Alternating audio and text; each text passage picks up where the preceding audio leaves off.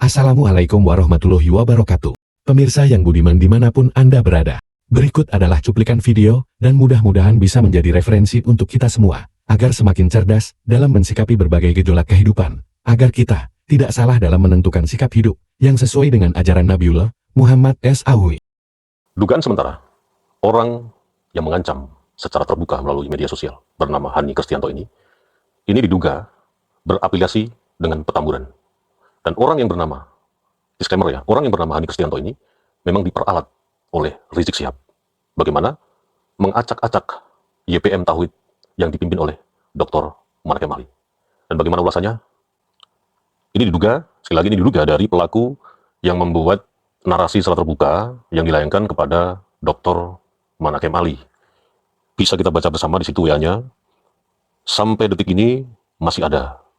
2 hari lagi saya ke Habib Rizik dan Habib-Habib yang ada di Madura. YPM harus bertanggung jawab. Mohon maaf, karena ini jelas YouTube milik YPM dan ketuanya Amir. Nah, oke, kita lanjut. Ini ada juga WhatsApp berikutnya nih. Pasal 2 ayat 2 katanya ukhuwah Islamiyah. Mohon semua konten itu ditarik secepatnya dan semua yang terlibat membuat konten, Edi Prayitno, Muhammad Kemali, Imaduddin meminta maaf pada para Habib. Sebelum semua ini saya naikkan ke medsos karena sudah mulai viral. Tapi memecah belah umat.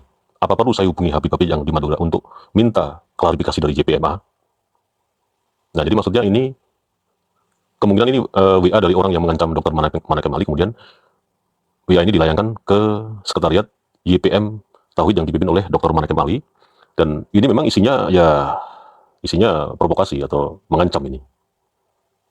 Oke, dilanjut lagi, ini ada juga WA dari nomor yang sama. Jadi mungkin ini yang dari sekretariat YPMA ya. Saya senang jika ada Habib yang menegur mereka berdua. Jadi komunikasinya seperti itu. Saya insya Allah akan polisikan YPMA pasal pencemaran nama baik. Secara hukum YouTube ini milik YPMA.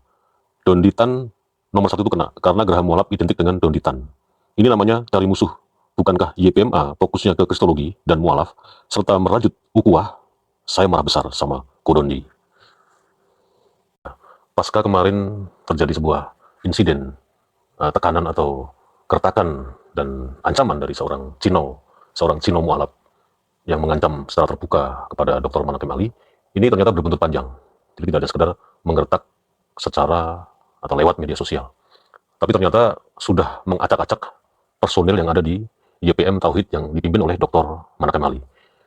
Ini ulah siapa juga belum ada keterangan resmi dari Bapak Muhammad Kemali, tapi yang pasti ini diduga dari kelompok-kelompok yang masih terafiliasi oleh pergerakan yang memang sudah dibubarkan oleh pemerintah, yaitu FPI. Dan ini juga banyak sekali ternyata aliansi-aliansinya, kelompok-kelompok yang sama, yang pasti dan jelas-jelas ini dilindungi oleh atau di backup oleh para Ba'alawi. Nah, sekarang ini yang terjadi adalah kegelisahan dari para tokoh-tokoh yang ada di Surabaya yang kemarin bersama-sama menyuarakan bagaimana kelompok Ba'alawi ini segera dikafani, segera dikubur dalam-dalam, kemudian mereka sudah tidak bisa lagi memberikan doktrin-doktrin bahwa mereka ini sebagai dulur Rasulullah karena kepentingannya semata-mata memang untuk kepentingan politik, bukan hanya masalah agama.